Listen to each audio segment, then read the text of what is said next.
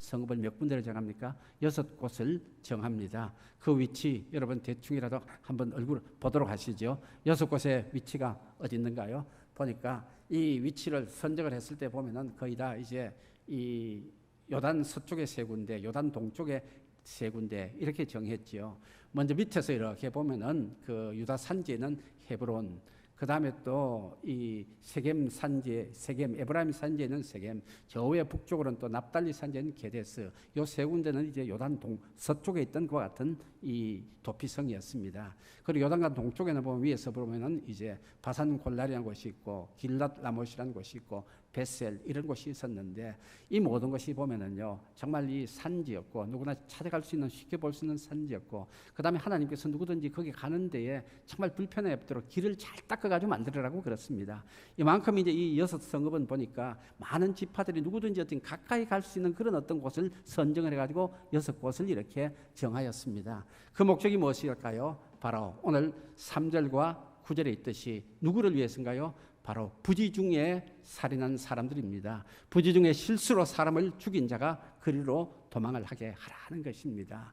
하나님은 사람 살인하는 거 정말 사람을 생명을 소중히 하기 때문에 누구든지 살인한 자는 언제든지 엄벌에 처하라고 말씀을 하십니다. 그래서 정말 누구든지 고의적으로 살인한 사람은 어떻게 하라고요? 그가 비록 내 성전에 있더라도 성소에 있더라도 그를 끌어내어서라도 그를 죽이라고까지 이렇게 살인에 대해서는 엄중하게 하나님이 명령을 하십니다. 그럼에도 불구하고 하나님은 이렇게 부지 중에 자기의 실수로서 그냥 참 고의성이 없이 그렇게 살인한 자는 이렇게 생명을 보호해 주시는 이와 같은 장치를 이렇게 제도적으로 만들고 그런 성읍을 지정하고 있는 모습을 우리가 볼 수가 있습니다.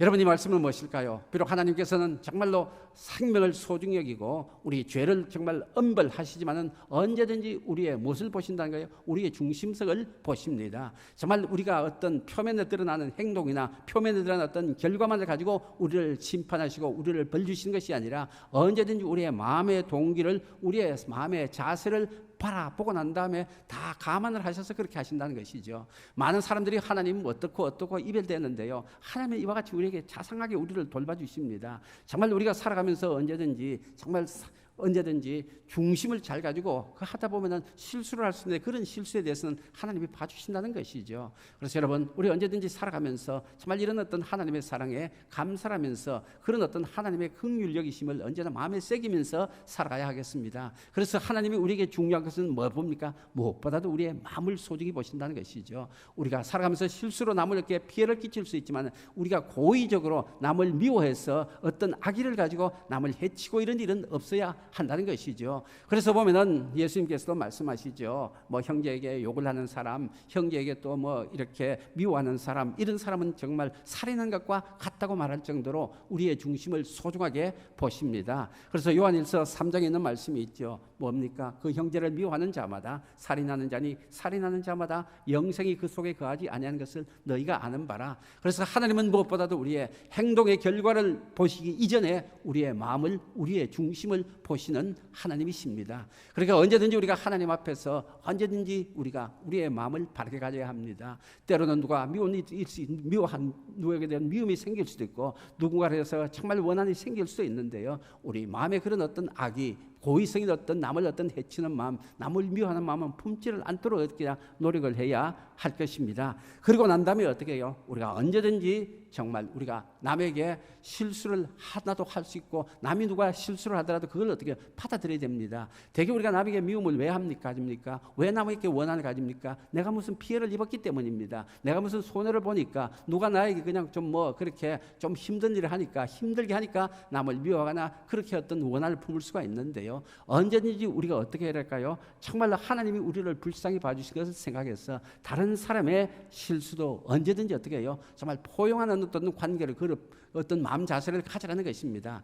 여러분 살인하는 거 엄청난 죄입니다. 사람을 죽인 것보다 더 큰 죄가 어디 있습니까? 그런데 하나님께서는 보니까 비록 살인해서 남의 생명을 죽인 사람일지언정 그 사람이 실수로서 그 사람이 부지 중에 알지 못하고 그렇게 사람을 죽이는 끔찍한 죄를 지었더라 하더라도 그 사람의 생명도 소중히 봐서 그 사람의 피할 장소를 주신다는 것이죠. 그래서 이 범죄자가 어떻게 해요? 남을 어떻게 고의로 죽인 사람이 어떤 사람이 있을까요? 보면 이런 성경에 보면 구체적으로 명시를 하고 있습니다. 신명기 같은 데서도 아니면 또 그냥 우리 이 민수기 같은 데서 명하고 있는데요. 어떻게 고의성이 있는가 구체적으로 예를 들어줍니다. 고의성이 없이 부지중이 어떤 것인가요? 산에 벌목을 하러 갑니다. 요즘 벌목은 그러는데 옛날 벌목은 도끼로 합니다. 도끼로 하는데 이거 어떻게 해요? 도끼자루에서 도끼가 던져지가 도끼가 빠져나갑니다. 그럼 이 도끼날이 날아갑니다. 날아가서 옆에 있던 사람 머리를 칠 수도 있다는 것이죠. 그랬을 경우에 그거 고의성이 하나도 없습니다. 그 사람을 죽일 의도도 전혀 없었습니다. 그런데도 그냥 도끼가 날아가서 옆에 사람 맞아야 죽는데 어떻게 하냐 이거죠. 여러분 산에 갔습니다. 그러면 또 이제 가다 보니까 어떻게 하다 보니까 큰 돌을 말이죠. 굴립니다. 큰 돌이 그냥 어떻게 미끄러지면 큰 돌을 그냥 굴러가게 만듭니다. 그런데 아무리 그냥 돌 굴려가지고 그래봤자 밑에서 누군가 그 돌에 맞아서 또 죽는 사람이 나올 수가 있다는 것이죠. 이런 식으로 해서 우리가 살아가면서 언제든지 세상에는 사고가 일어나게 되고 세상에는 언제든지 우리의 실수로 인해 누구에게 또 피해를 줄 수도 있다는 것입니다.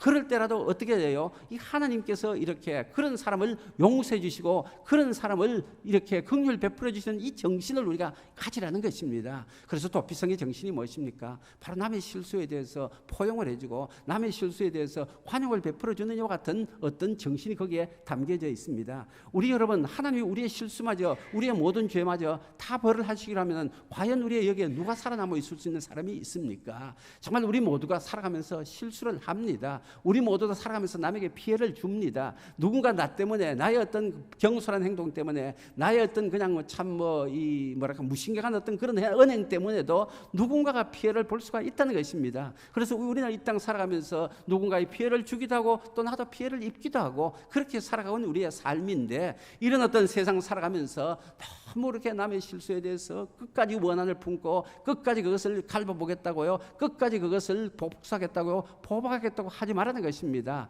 그런데 그 당시에 이스라엘 백성들에게는 누군가 자기 가족을 죽이면 보복을 할 수 있게 하였습니다. 그래서 여기 보면 피해 복수자, 피해 보복자가 있지 않습니까? 왜 그럴까요? 그 사람은 자기 어떤 가족을 보호할 의무가 있다는 것이죠. 자기 가족이 누군가에 의해서 살해를 당했을 때에 그 사람은 자기 가족을 위해서 당연히 가서 보복을 해야 된다는 것입니다. 그렇게 함으로써 이후에 자기 가족의 어떤 추가적인 피해가 없도록 그렇게 해야 되는데요. 복수를 허락해 줬습니다. 그렇지만 복수를 하더라도요, 피해 보복을 하더라도 어떻게 하라는 것입니까? 사정을 좀 감안을 하라는 것이죠. 내가 당한 피해가 엄청 클 수가 있습니다. 누군가 남의 그냥 실수로서 남의 어떤 그냥 어떤 참 고의성이 없지만 남의 어떤 그런 어떤 잘못된 행동 때문에 부주의한 행동 때문에 경솔한 행동 때문에 내 가족이 피해를 입고 내 아이가 그냥 어떤 부상을 입어서 가령 장애를 입는다든지 목숨을 잃는다든지 누가 가족이 죽으면 얼마나 애통하고 얼마나 그냥 참 그 엄청끔찍한 일이지요. 그렇지만 그렇더라도 기왕에 일은 일어났지만은 상대방의 실수라면은 고의성이 없다면은 봐주라는 것입니다. 하나님이 봐주시니까 너희들도 좀 봐주라는 것이죠. 그래서 여러분 우리 살아가면서 언제든지 남의 허물을 좀 덮어주는 우리의 삶이 되었으면 합니다. 남의 실수를 좀 포용하는 우리의 삶이 되었으면 합니다. 누구든지 자기가 피해를 입으면 복수하고 싶은 마음 생깁니다. 마음에 미워하는 마음 생기고 원한도 생길 수밖에 없는 것이 우리들의 참 이 본성이기도 합니다. 그래서 하나님은 우리에게 연약함을 아시기 때문에 우리가 또한 수시로 실수하는 것도 아시기 때문에 이런 제도를 이스라엘 백성들이 가나안 땅에 들어가자마자 이 도피성을 설치를 하라고 정하라고 명령을 하고 계시지 않습니까? 그래서 여러분 우리 살아가면서 좀 더 정말 남에게 환영하기를 바랍니다. 빌립보서 4장 5절에 보면은 너희 과정을 모든 사람에게 베풀 알게 하라 주께서 가까우시니라 그러는데요. 정말 우리가 이 땅 살아가는 그리스도인들 하나님의 너그러우심과 하나님의 용서하심과 하나님의 긍휼하심을 받은 우리들이라면 언제든지 다른 사람에게도 환영을 베풀 수가 있는 우리들이 되어야 하겠습니다. 그래서 우리 교회 내에서 더 이상 보복을 한다든지 복수를 한다든지 이런 것이 아니라 남의 실수에 대해서 그냥 까다롭게 그냥 그렇게 한다든지 비난하고 정죄를 한다든지 이런 어떤 자세를 버리고 정말 우리 하나님의 이 도피성을 만드신 그 심정을 우리도 좀 받아들이고 살아가는 우리들이 되었으면 합니다. 어제 뉴스를 보다 보니까 참 답답합니다. 답답한데요. 지금 보니까 참 이걸 보면서 답답한 거는 이 나라에 언제쯤이나 이제 데모가 없어질까? 참 이 땅에는 언제쯤 되어서 시위가 없어질까 하는 것이 답답합니다. 어릴 때부터 저도 중학교 때부터 4.19 데모에 참가하다가 붙들려 가는 것부터 시작을 해가지고 시골에서 나와 농촌에서 살다가 조금이라도 도시라는 데 나와가지고 중학교를 다니다가 그때 그냥 멋모르고 그냥 경찰서 앞에 가서 데모하다가 붙들려 들어갔는데 그것이 무엇인가 하니까 4.19 시초였더라고요.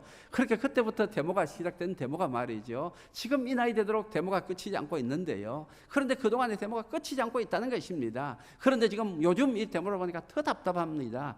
옛날에는 무슨 어떤 추구하는 공동의 가치가 있었습니다. 뭐 촛불 정신이면 정의다, 공평이다, 공정이다, 어떤 이런 어떤 가치를 추구하면서 그렇게 우리가 데모를 했는데 옛날 같으면 민주화를 위해서 데모를 하고 말이죠. 이런 어떤 데모가 있는데 지금 어제 이래 데모를 보면서 제가 느끼는 것은 이제는 그런 가치고 뭐가 아무 소용이 없는 거예요. 그거는 지금까지 우리 어떤 구실이고 겉으로 하는 변명이었을 뿐이지 지금의 데모는 그냥 편가르기 데모에는 다른 거 아무것도 없다는 것입니다. 네 편이냐 내 편이냐, 내 편은 모든 것이 맞고 네 편은 전부 다 틀렸다는 이런 어떤 이제 편가르기 데모가 되고 있는 걸 보고 이제 갈 것까지 다 갔구나, 막장까지 가고 있구나 하는 생각을 하니까 참 답답해집니다. 우리 자녀들, 여러분들 젊으신 분들을 생각할 때 참 답답해지는 마음을 이렇게 생겨봅니다. 이 나라에 이제 더 이상 이제 다른 어떤 보편적인 어떤 그런 어떤 우리가 추구해야 될 가치를 위해서 우리가 몸을 그냥 던져서 데모를 하는 것이 아니라 이제는 그냥 막가능식으로 막장으로 그냥 싸움하는 데모밖에 없다는 이런 생각을 하니까 참 답답한 생각이 들죠. 그래서 어느 정치평론가가 이렇게 이야기를 하는 걸 봅니다.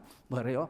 각 정당에 대해서 평가를 하는데 더불어민주당에는 더불어가 없대요. 더불어는 없으니까 함께하는 환영의 정신이 없다는 것이죠. 더불어는 민주도 없고 그렇다 이거죠. 그럼 자유한국당에는 또 뭐가 없냐 그러니까 소망도 희망도 없대요. 그러죠. 그 다음에 또 바른미래당에는 뭐가 없대요? 미래가 없대요. 바른 것도 없고 미래도 없대요. 거기도요. 그리고 그 다음에 또 뭐죠? 또 무슨 정당이 있죠? 정의당은 또 정의도 없대요. 그 다음에 또 하나 있죠. 평화는 거기도 평화도 없대요. 그것도 싸워가지고 갈라지고 난리 나거든요. 그러니까 결과적으로 이 땅에 있는 정치인들, 이 땅에 있는 지도자들 뭐가 부족하냐 이거죠. 바로 한마디로 말해서 환영이 부족하고 남에 대해서는 엄청나게 엄격하고 자기에 대해서 엄청나게 환영하다는 거, 소위 말해서 내로남불이라는 것이 전부 다 있다는 것이죠. 어느 정치인, 어느 정치 집단을 따지고 보더라도 거기는 전부 다 근본 정신은 뭡니까? 내가 하면은 로맨스고 남이 하면 불륜이라는 건데, 여러분 이 시대를 살아가는 그리스도인으로서 이런 것을 보고 나서 무엇을 우리는 생각이 될까요? 이 땅에 이런 같은 어떤 사람들이 이런 모습을 우리가 좀 바꾸도록 해야 됩니다. 그 정신이 어디에 있습니까? 도피성에 있습니다.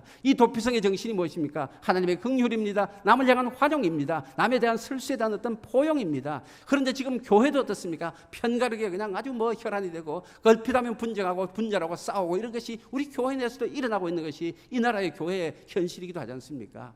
언제가 어느 교회를 지나가다가 봤습니다. 엄청나게 큰 교회고 또 잘못하면 또 명예훼손자 이런 것이 또 제 어떤 사견이 들어갈 수가 있기 때문에 그런데 전화했던 그 교회, 큰 교회 건물에 걸린 표를 보고 나서 참 생각을 해봤습니다. 무슨 표인가 하니까요, 용서는 최고의 복수다라고 이렇게 걸어놨더라고요. 여러분 어떻게 생각해요? 사람마다 받아들이는 것이 다르겠죠. 표를 큼직하게 해서 용서는 최고의 복수다 그러는데, 물론 용서를 강조하고 용서하자는 것을 강조하는 그 정신은 아는데요, 거기에 또 복수까지 들어가냐 이거죠. 거기다 용서는 최고의 사랑이라 그러면 또 얼마나 더 좋냐 이거죠. 이러면 될 건데 말이지, 거기다 용서는 최고의 복수단 말은 그 심정에 뭐가 깔려있단 말입니까? 복수심이 깔려있다는 것입니다. 이 복수심을 없애기 위해서 용서를 해야 되는데, 여러분 그게 아니지요. 용서를 해서 사랑을 하기 위해서는 용서가 돼야 되지 말이죠. 용서는 최고의 사랑이죠. 최고의 복수라고 이렇게 끌어였는가 보고, 참 우리 목회자도 정말 답이 생각의 차이가 많구나. 정말 교회를 다니더라도 교회도 생각이 다르구나. 그 큰 교회, 그 큰 포스터를 길가에 차 운전하고 하는 사람이 다 볼 수 있도록 해서 교회에 그럼 어느 글자가 먼저 띄겠습니까? 저에게는 용서보다는 복수라는 글자가 더 먼저 눈에 띄더라고요. 지나가다가 복수만 보는 사람들이 보면 교회가 복수를 말하고 이러는데, 여러분 정말 우리 누군가 나에게 피해를 주면 복수하고 싶은 마음이 있는데요, 이 복수하고 싶은 마음 정말 좀 이제 어쩔 수 없는 상황이었다면 받아들이면서 그렇게 하면서 환영을 좀 베푸는 우리들이 되었으면 합니다. 여러분 나도 피해를 당하지만 나도 누군가에는 피해를 줍니다. 나만 또 다른 사람만 실수한 것이 아니라 나도 실수를 합니다. 그래서 언제든지 정말로 남의 실수에 대해서 좀 너그러운 사람들이 좀 되었으면 합니다. 남의 실수를 좀 더 포용하는 사람이 되었으면 합니다. 하나님은 오늘 도피성 안에서 실수로 사람을 죽인 사람까지도, 죽인 살인을 한 사람까지도 이렇게 관용을 베풀어서 그를 소중히 여기고 생명을 지켜주시는 이 긍휼을, 이 사랑을, 이 관용을, 이 포용을 우리도 좀 마음에 새기는 우리들이 되었으면 합니다. 그래서 여러분, 우리의 구호가요, 제 생각해 봤습니다. 많은 사람들이 내로남불이라고 했는데요, 이제부터 우리의 구호는요, 내불남노가 되었으면 합니다.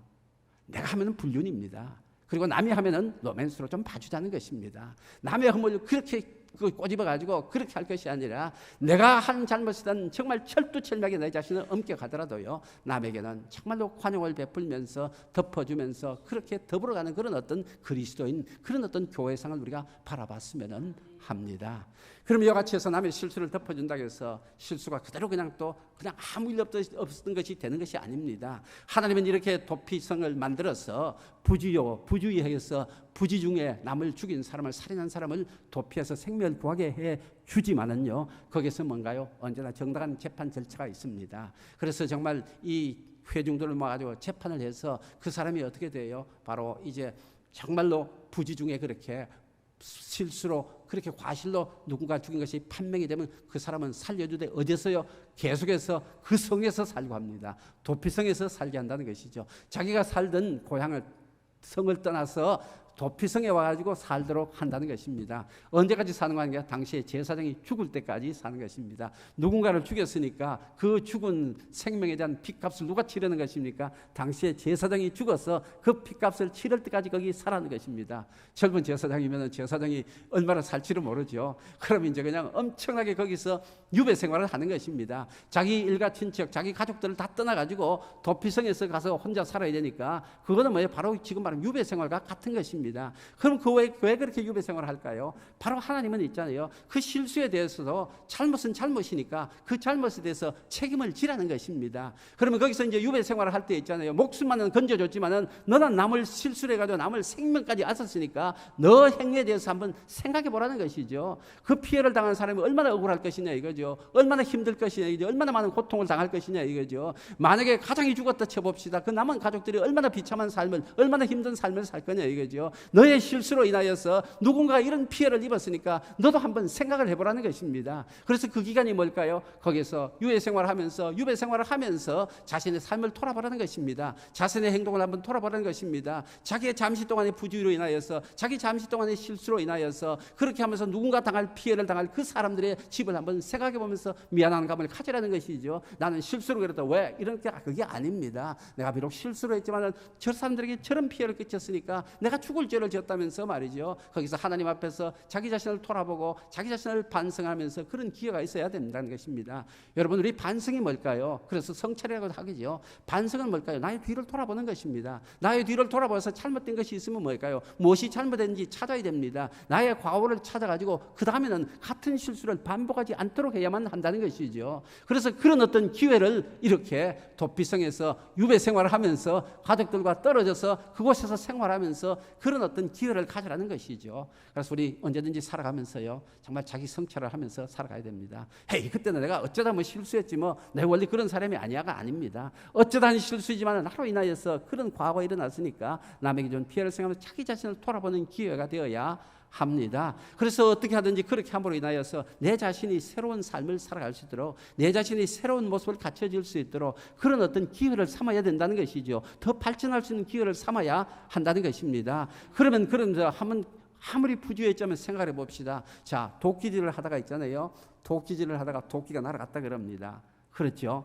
그러면 이런 거 있지 않습니까? 그럼 도끼질 하기 전에 한번 도끼지가 이게 그게 잘 끼워져 있는지, 손잡이가 도끼에 잘 끼워져 있는지 한번 좀 점검을 해봤더라면 어떠냐 이거죠. 그런 어떤 부주의가 있다는 것이죠. 점검을 해봤더라면 혹시라도 헐렁할 것 같으면 어떻게 해요? 더 단단하게 끼워 열 수도 있는 것 아니냐 이거죠. 그만큼 어떻게 우리가 살아가면서 남을 배려하는 정신을 또한 가져야 한다는 것이죠. 우리는 실수로 그랬다, 부지 중에 그랬다, 뭐 고의성이 없었다 이렇게 해서 자기 어떤 변명하고 자기 어떤 위로를 하는지 모르지만요, 자기 합리화, 자기 정당화를 시킬지 모르지만요, 그 실수도 우리가 줄일 수 있으면 줄이라는 것이죠. 그래서 언제든지 우리가 행동할 때는 나의 행동을 인하여 누군가에게 미칠 피해는 없을지 한번 돌아볼 수 있는, 다른 사람을 배려하는 삶을 또한 살아가야 한다는 것이죠. 행여라도 이 도끼에 빠져나가면 남에게 피해를 주면 어떨까? 도끼를 한 번 더 봅니다. 그래서 성경에서 보면은요, 남에 대한 배려에 대해서 여러 군데서 말씀을 하시기도 합니다. 그래서 어떤 곳에 보면은 새로 집을 지을 때가 있습니다. 새로 집을 지을 때 어떻게 해라고 하니까요,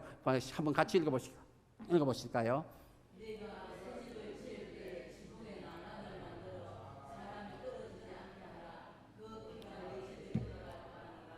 예, 여기 여호수아가 아니라 신명기 22장입니다. 신명기 22장인데요. 그런데 보세요. 자, 집을 짓습니다. 그럼 위에 이제 지붕에 그냥 평평합니다. 그러면 그건가 있죠. 사람들이 누가 애들 또 올라가서 놀 수가 있다는 것이요. 그럴 때 어떻게 하라고요? 난간을 지었는데 난간도 어떻게 해요? 튼튼하게 지라는 것입니다. 이 말은 무엇일까요? 매사에 우리가 살아가면서 정말 다른 사람에 대한 배려하는 마음을 가지고 내 행동을 더욱더 조심하며 주의하며 살아가는 이와 같은 의미가 담겨져 있습니다. 그래서 여러분, 우리 살아가면서 언제든지 정말 내 자신을 돌아보면서 하루하루 내 행동을 돌아보면서 내가 오늘 한 행동 중에서 누군가에 피해를 준 것은 없느냐, 내가 고의성은 없었지만 내가 그렇게 의도하지는 않았지만 나의 경솔함으로 인하여, 나의 무신경함으로 인하여서, 남에 대한 배려심이 없음으로 인하여 누군가 내 때문에 오늘 피해를 본 사람은 없을까? 너의 어떤 무신경한 경솔한 언행으로 인하여 누군가 마음에 상처는 주지 않았을까? 우리 이런 어떤 자성을 하는, 자기 자신을 성찰해보는 그런 어떤 시간을 가져야 합니다. 그걸 어떻게 갈까요? 우리 삶 가운데서 정말 매일 저녁에 여러분 잠자기 전에 성경을 보고 큐티를 하고 아침에 했던 큐티 내용을 가지고 하루 동안 내가 어떻게 이 말씀을 가지고 내 삶에 적용을 했는가,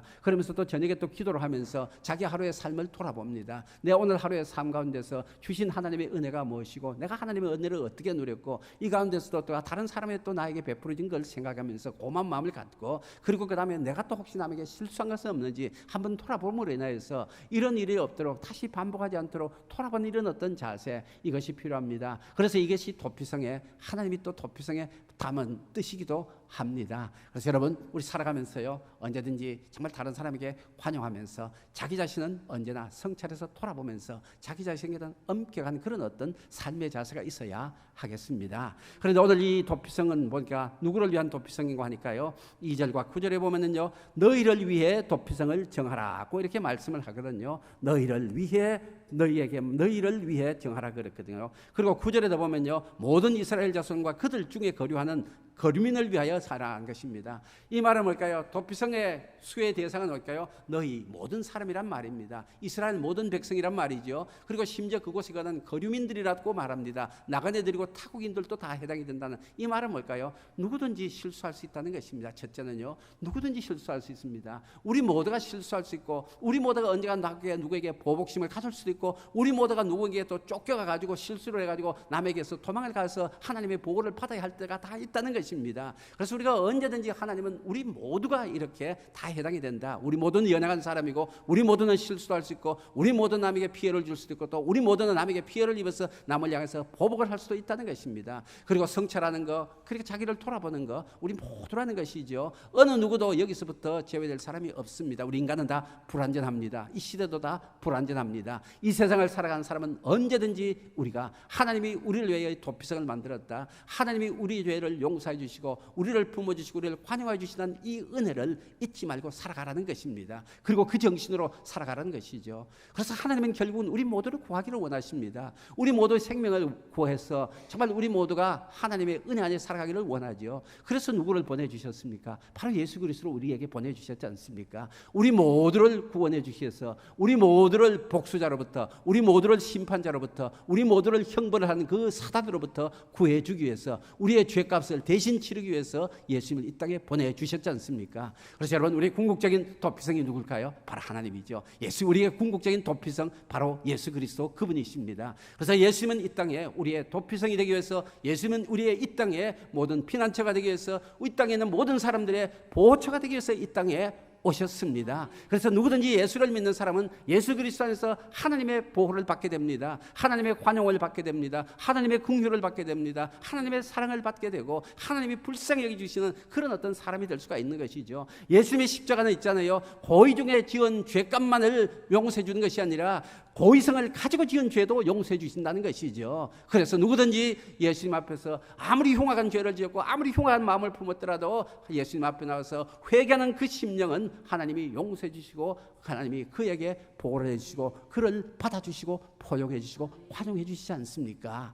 여러분, 그래서 우리가 정말 하나님의 이 넓은 사랑, 우리 모두를 정말 그렇게 품어주신 그 사랑을 생각한다면 우리도 이 땅 살아가면서 조금이라도 그런 사랑을, 그런 관용을, 그런 포용을 베풀면서 살아가는 우리들이 되어야 될 것 아닙니까? 그래서 주님은 떠나시면서 이 땅에 주님의 몸된 교회를 몸된 교회를 세워 주셨습니다. 그러면 이 땅에서 이제 진정으로 하나님의 도피성의 역할을 해야 될 것이 어디입니까? 우리 교회입니다. 교회가 하나님의 도피성이 되어가지고 정말 세상에 많은 억울한 사람들을 품어줄 수가 있어야 됩니다. 세상에 많은 환난당한 사람들을 품어줄 수가 있어야 됩니다. 세상에 많이 어렵고 힘든 사람들, 정말 고통 가운데 있는 사람들, 그 슬픔 가운데 있는 사람을 품어줄 수 있는 피난처가 되고 보호처가 될 수가 있어야만 진정으로 이 교회가 교회다운 예수 그리스도가 주인이신 교회가 될 수가 있습니다. 그래서 여러분, 살아가면서 다시 한 번 더 우리의 역할이 무엇인지를 생각해 보기를 바랍니다.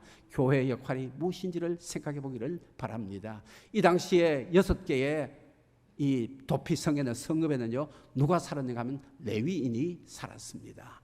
이 성읍들은 결국은 전부 다 레위인들이 거주하는 성읍이 되었습니다. 레위인들이 어떤 사람이었습니까? 바로 그냥 성전에서 일하는 것이, 봉사하는 것이 그들의 생업이었습니다. 그리고 성전에서 일하는 제사장들이었습니다. 이 말은 무엇입니까? 이 시대의 레위인이 누굽니까? 바로 이 땅에 있는 교회에 다니는 우리 성도들입니다. 우리들은 모두 정말 하나님 나라의 제사장으로서 이 세상을 살아가고 있습니다. 예수님은 우리를 구원해 주셔서 이 땅에 있는 제사장으로서 이 시대에 레위인으로서 살아가도록 우리를 이렇게 모아주셨습니다. 그럼 이 교회가 뭘까요? 바로 레위인들이 사는 성읍, 도피성과 같이 이 교회도 바로 이 세상을, 이 시대에 하나님의 사람들이 모여있는 그 같은 도피성이 되는 것이 당연하다는 것입니다. 그래서 여러분, 우리 교회가 더욱더 그런 교회가 되었으면 합니다. 그래서 정말 우리 주위에 어렵고 힘든 사람들 돌아보면서 어렵고 힘든 사람들 언제든지 이곳으로 나와서 정말 그들의 억울한 사정이 있을 때 우리 모두가 함께 품어줄 수가 있어야 되고, 환난당한 사람들, 고통도 있는 사람들, 위로가 필요 있는 사람들에게 하나님의 위로와 하나님의 긍휼을 전해주는 우리 교회가 되었으면 합니다. 얼마 전인가 탈북 한 여성이 보니까 모자와 함께 굶어 죽었다는 이 기사를 여러분 보셨는지는 모르겠는데요. 그런 일이 일어났습니다. 이 탈북한 지 한 10년 가까이 됐는 것 같습니다. 탈북한 지 10년 가까이 됐는데 처음에는 탈북을 왜 했습니까? 바로 북한이 먹고 살기 어렵잖아요. 남한이 오면 좀 먹고 살기나 편하고 풍요로운 나라니까 그렇게 와서 이곳에 왔는데요. 이 풍요로운 나라에 와서 굶어 죽는 사람이 생겨서 모자간에 굶어 죽었다는 것이죠. 지금 우리 시대에 저부터도 정말 이 다이어트 때문에 언제나 그냥 음식에 신경 쓰는 이런 사회입니다. 우리 사회가. 그런데 이런 사회에서 굶어 죽는 사람이 나온다는 것이죠. 그래서 거기 집을 가봤더니 말이죠. 그러니까 먹을 수 있는 것은 음식이라고 생각하는 것은 고춧가루 한 줌뿐이었대요. 그리고 그 다음에 은행 통장에는 잔고가 0이었다는 겁니다. 그래서 그동안에 이제 보니까 이 한 달에 생활비는 아기 양육비로 나온 10만 원이 있었는데 어려운 사정을 가지고 주민자치센터 어디 가도 그냥 그 다음에 탈북자 보호단체 가도 그냥 있잖아요. 어느 기관에 가도 도와줄 사람이 없었다는 것이죠. 그래서 핸드폰마저도 다 끊고 연락할 수도 없고, 그래서 집안에서 그 어린 아들들하고 모자가 굶어 죽었다는 이 사실, 도저히 여러분 이 시대에 이해가 되는 일입니까? 그런데 더 안타까운 사실은 거기에 그 여자의 집에 그 집에 성경책이 있었다는 것입니다. 그런데 성경책이 있었는데 그 여자분이 교회를 다녔는지 안 다녔는지는 모르겠습니다. 알려지지 않았습니다. 그런데 그 성경책 어쩌면 또 탈북자 교육하고 있는 하나원이라는 데서 이제 탈북자 교육을 마치고 나올 때에 어떤 준 성경일 수도 있는데요. 아무튼 그러면 그 여인이 사는 동네 교회가 없었을까요? 지금 골목마다 그냥 십자가는 그냥 뭐 늘어나 있습니다. 저마다 그냥 십자가 탑을 있잖아요. 높이 걸어가지고 많은 사람이 보라고 말하고 그렇게 그냥 십자가 불을 밤에도 밝혀놓고 있는 것이 교회당입니다. 그냥 그래서 소위 말해서 세상에 믿지 않는 사람들입니다. 골목마다 그냥 흔한 뭐가 그냥 교회다 이런 식으로까지 그렇게 세상 사람들은 비아냥거리는 이런 어떤 시대입니다. 그런데 왜 그 여인이 그렇게 굶어 죽을 형편이 됐을 때 동사무소도 안 되고 여기 가도 안 되고 그랬을 때 왜 교회는 안 찾아왔을까 생각을 해봅니다. 그런 형편이 됐을 때 교회라도 찾아와가지고 좀 도와달라고 했더라면은 아마 어느 교회든지 찾아와서 그런 형편이 되는 사람이 도움을 구하는 사람이 있으면 거절할 교회는 없을 거예요.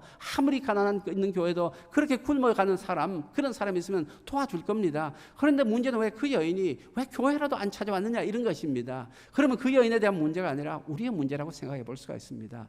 어쩌면 우리 교회 문턱이 그렇게 높을 수도 있습니다. 어쩌면 우리 교회는 우리만 모여서 우리끼리만 그냥 할렐루야 부르고 우리끼리 그냥 아멘하고 이렇게 하는 이런 그런 우리의 이상한 우리끼리만의 그런 단체일 수도 있습니다. 공동체일 수 있습니다. 그래서 세상 사람들은 우리하고 전혀 관계가 없다고 생각할 수가 있습니다. 만약에 우리 교회들이 이 땅에 있는 교회들이 좀 더 그런 가난한 사람들에게 그런 어둡고 힘든 사람들에게 그런 환난당하는 사람들에게 그런 억울한 어떤 심정을 가지고 정말 죽고 싶은 심정을 가진 어떤 사람들에게 남에게 비난당하고 남에게 정죄자에서 억울해가지고 그냥 자살하고 싶은 동기를 가진 그런 어떤 충동을 느끼는 사람들에게 우리가 좀 더 가까이 다가갈 수 있는 성도들 가까이 다가갈 수 있는 교회가 됐더라면 그런 아사자가 생길까 하는 생각을 한번 해보게 됩니다. 그래서 여러분 정말 언제나 우리 자신을 돌아보는 기회가 되었으면 합니다. 오늘 하나님께서는 도피성을 통하여서 자신을 돌아보라고 말합니다. 우리 이와 같은 일을 통해서 한번 우리 교회를 돌아보고 우리 자신을 돌아보기를 원합니다. 우리가 14년 전에 이곳에서 교회를 시작할 때에 우리는 그때에 아둘람 굴을 생각을 했습니다. 아둘람 굴이 어떤 굴입니까? 다윗을 통하여서 하나님께서 처음으로 유다왕국 다윗왕국을 세우실 때 그 태동된 그 근거지가 바로 아둘람 굴입니다. 다윗이 피난 가서 사울에게 피해서 도망가서 그렇게 머물었던 곳이 바로 아둘람 굴인데 그 아둘람 굴에 어떤 사람들이 모여왔습니까? 사무엘상 22장 1절에서 2절을 보면은 다윗이 그곳을 떠나 아둘람 굴로 도망하며 그의 형제와 아버지의 온 집이 듣고 그리로 내려가고 그에게 이르렀고 환난당한 모든 자와 빚진 모든 자와 마음이 원통한 자가 다 그에게로 모였다. 그렇습니다. 그것이 바로 하나님의 다스림을 받는 유다의 이스라엘의 태동이었고 출발점이 그 근거지였던 것입니다. 여러분 언제나 우리는 이 본질에서 벗어나서는 안 됩니다. 정말 교회가 이 본질에서 벗어나면은 그 더 이상 교회로서 이 사회에 대한 어떤 사명은 저버리게 되고 사회는 어떤 유리된 어떤 별난 집단으로 전락할 수밖에 없습니다. 그래서 여러분 다시 한번 우리 살아가면서 정말 하나님이 우리에게 베풀어 주신 은혜를 생각하면서 우리만을 구원해 주셨을 뿐만 아니라 우리에게 긍휼과 우리의 자비를 베풀어 주셨을 뿐만 아니라 우리의 주위에 있는 모든 사람에게도 우리를 통하여서 하나님의 그 자비와 하나님의 인자와 하나님의 그 긍휼이 전해지기를 원하시는 하나님의 그 뜻 헤아리시기를 바랍니다. 도피성을 세우시고 억울한 사람을 품어주라는 그 하나님의 그 뜻 우리가 잊지를 말아야 하겠습니다. 도피성에는 하나님의 긍휼이 담겨 있습니다. 도피성에는 하나님의 포용이 담겨 있습니다. 그곳에는 하나님의 용서와 하나님의 관용이 담겨져 있습니다. 그곳에는 하나님의 우리를 돌아보는 어떤 따뜻한 어떤 품는 손길이 담겨져 있습니다. 그러면 우리도 이곳이 진정한 하나님의 도피성이 되기 위해서는 어떨까요? 하나님의 그 마음을 담아서 우리도 포용하고 우리도 관용하면서 주위에 사람이 어렵고 힘든 사람이 없는지, 이 시대에 이 동백에는 굶어 죽는 사람이 없는지, 이 시대의 이 동백에는 정말 억울하다 못해서 숨을 차기 목숨을 끊는 그런 사람은 없는지 돌아볼 수 있는 관심을 갖는 배려하는 우리 교회가 되어야 합니다. 그럴 때 하나님은 이곳에 우리를 잘 세우셨다고 그렇게 하나님은 흡족해 하실 것입니다. 더욱더 우리 살아가면서요 정말 무엇보다도 관용을 베풀면서 자신을 성찰하면서 이웃을 관심을 가지고 사랑으로 품을 수 있는 교회가 되었으면 합니다. 그래서 우리를 통하여서 하나님의 그 놀라우신 도피성을 세우신 그 놀라운 그 크신 은혜, 그 크신 인자심, 사랑이 이 동백의 여러 곳으로 퍼져나갈 수 있도록 그렇게 쓰임받는 우리 모두가 되었으면 합니다. 우리 다시 말씀을 생각하면서 이런 교회가 되게 하소서. 정말 우리 교회가 예배가 숨쉬는 교회가 되어야 됩니다. 믿음과 기도가 쌓이는 교회가 되어야 되고 찬양을 드리는 교회가 되어야 되는데요. 이 모든 것이 하나님을 향한 우리의 믿음, 우리의 예배, 우리의 기도, 우리의 찬양이 어디로요? 우리의 이웃을 향한 사랑으로서 실천이 될 때에 진정으로 우리는 의미 있는 하나님의 도피성이 되어서 하나님의 은혜 사랑을 전할 수가 있겠습니다. 우리 이런 마음을 품고 우리 교회 이런 교회 되게 하소서. 함께 자리에 일어서셔서 찬양을 하겠습니다.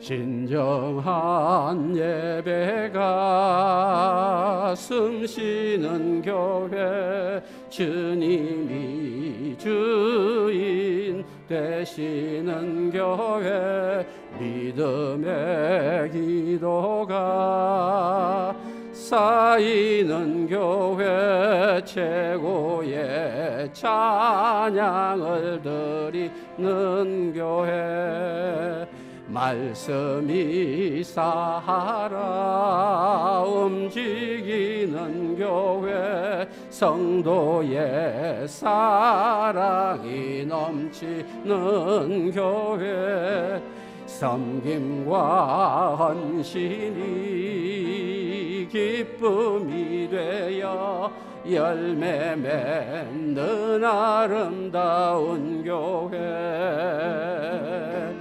주님의 마음 닮아서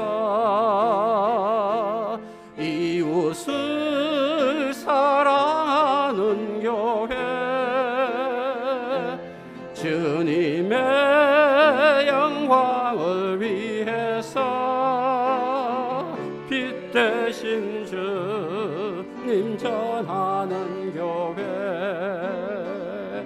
사랑의 불꽃이 활짝 피어나 날마다 사랑에 빠지는 교회, 주께서 사랑하는 우리 교회가 이런 교회, 말씀이 살아 움직이는 교회, 성도의 사랑이 넘치는 교회, 말씀이 살아 넘치는 교회, 성도의 사랑이 넘치는 교회, 섬김과 헌신이 기쁨이 되어 열매 맺는 아름다운 교회,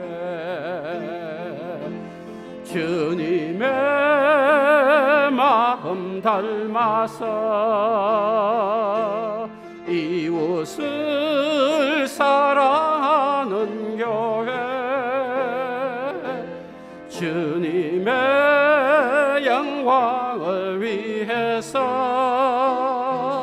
빛 대신 주님 전하는 교회, 사랑의 불꽃이 활짝 피어나 날마다 사랑에 빠지는 교회, 주께서 사랑하는 우리 교회가 저희들 주님의 마음 닮아서 이웃을 사랑하는 교회, 주님의 마음 닮아서 이웃을 사랑하는 교회, 주님의 영광을 위해서 빛 대신 주님 전하는 교회, 사랑의 불꽃이 활짝 피어나 날마다 사랑에 빠지는 교회, 주께서 사랑하는 우리 교회가 이런 교회 되게 하소서. 말씀 생각하면서 함께 기도하겠습니다. 정말 우리 모두가 주님을 닮아서 정말 이웃을 사랑하는 교회, 남의 실수를 좀 더 포용하고 관용하면서 내 자신을 성찰하며 언제나 내 자신을 엄격히 다스리면서 언제나 다른 사람을 품어줄 수 있는 이런 교회, 우리 주위를 돌아보면서 어렵고 힘든 사람들, 환난 가운데 있는 사람들, 애통하는 사람들, 억울하여서 답답한 심령 가운데 있는 이 사람들을 품어줄 수 있는 정말 이 시대의 도피성이 되는, 이 시대의 환난, 이 시대의 피난처가 될 수 있는 그런 교회가 되게 달라고 우리 함께 기도하겠습니다.